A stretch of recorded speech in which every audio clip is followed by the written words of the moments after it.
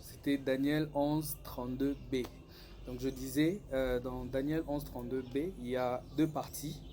Il y avait la théorie et puis il y a la pratique. Pourquoi nous disons cela? Parce que dans Daniel 32b, on a dit, ce peuple qui connaîtront leur Dieu agiront avec fermeté.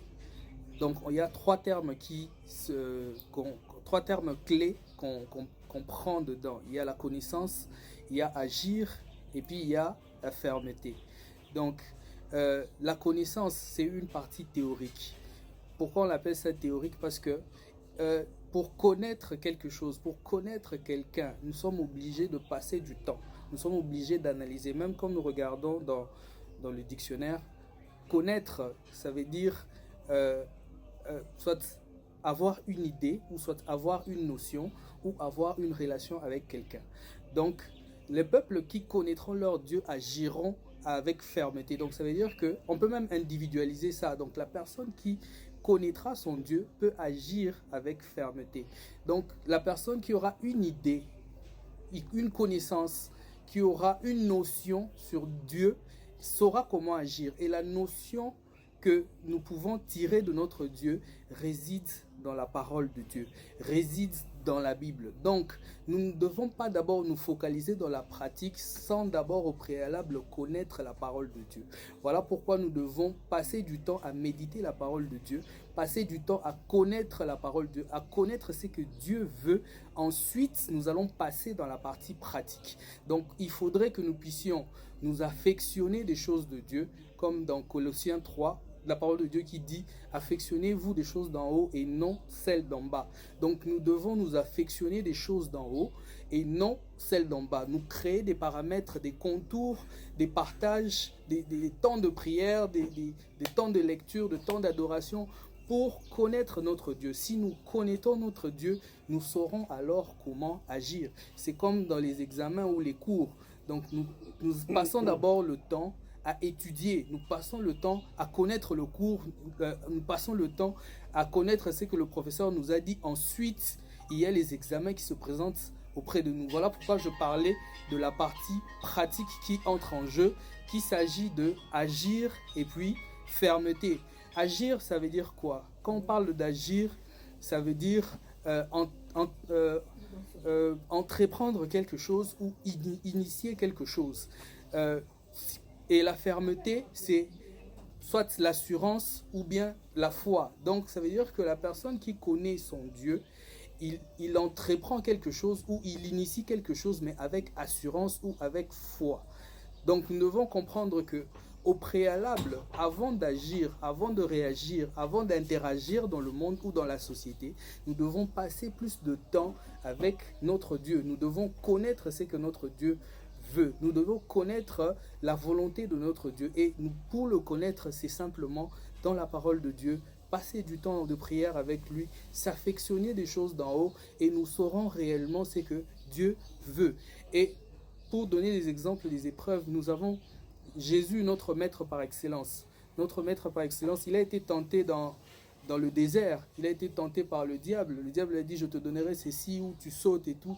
Et nous voyons le Seigneur Jésus qui répond avec assurance, qui répond au diable avec assurance selon la parole de Dieu. Pourquoi? Parce qu'il connaît ce que son Dieu a dit, il connaît ce que son Père a dit.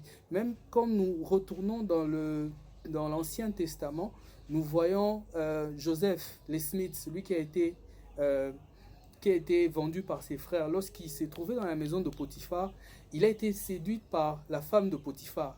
Mais il a refusé de trébucher. Pourquoi? Parce qu'il savait que son Dieu ne lui permet pas de faire cela. Il trébuche, donc il aura souillé son corps, il aura péché et il allait s'éloigner de la présence de Dieu. Pourquoi? Parce qu'il connaissait d'abord la parole de Dieu. Donc nous devons nous concentrer d'abord en amont avant d'agir en aval. Parce qu'en aval, il y a plusieurs épreuves qui nous attendent, il y a plusieurs tentations, plusieurs combats. Donc si nous nous concentrons en amont, nous saurons facilement attaquer. C'est comme quand vous êtes en train de préparer un examen. Quand tu as très bien lu et que tu connais la matière, tu n'as même pas peur. Donc tu viens, tu es à l'aise, tu viens, tu es... donc on te dérange même pas. Tu as même envie de te mettre devant là pour que personne ne te dérange parce que tu maîtrises ta matière de fond en comble. Voilà pourquoi nous devons maîtriser la matière. Nous devons avoir une fondation solide. Notre maison doit être tenue sur une fondation solide. Alors, peu importe les vents qui peuvent arriver, peu importe les vents qui peuvent souffler, la maison ne peut pas être secouée. Pourquoi la fondation est dure? Voilà pourquoi Dieu veut à ce que nous puissions passer du temps dans la connaissance de Dieu avant d'agir. Les exemples sont légion. Nous pouvons encore donner l'exemple même de Job. Job a perdu ses enfants, il a perdu sa richesse. Sa santé même a commencé à se dégrader. Sa propre femme lui a demandé, maudis ton Dieu. Mais le gars, il a refusé. Il a dit, je ne veux pas maudire mon Dieu. Pourquoi? Parce qu'il connaît ce que son Dieu est capable de faire. Et nous avons vu les résultats. Les résultats ont été après que Dieu l'a restauré. Dieu lui a donné.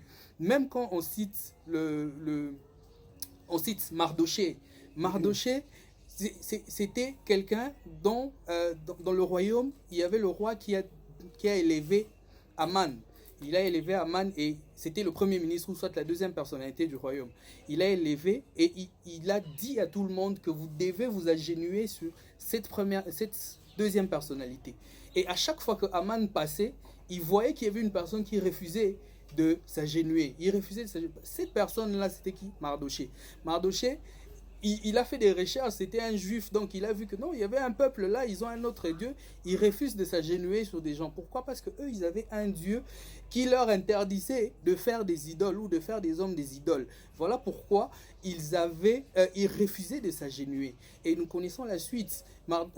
Aman est allé, il a même cherché de vouloir exterminer les juifs et tout, jusqu'à ce que, tellement que Aman était ferme, Dieu a fini par élever Aman à la place de la deuxième personnalité du royaume. Pourquoi? Parce qu'il savait que son Dieu là lui a dit de ne pas faire ça. Il savait la force de son Dieu. Il savait le pouvoir de son Dieu. Donc nous devons avoir confiance en notre Dieu, de ce qu'il est capable de faire. Donc nous devons être sûrs de notre Dieu.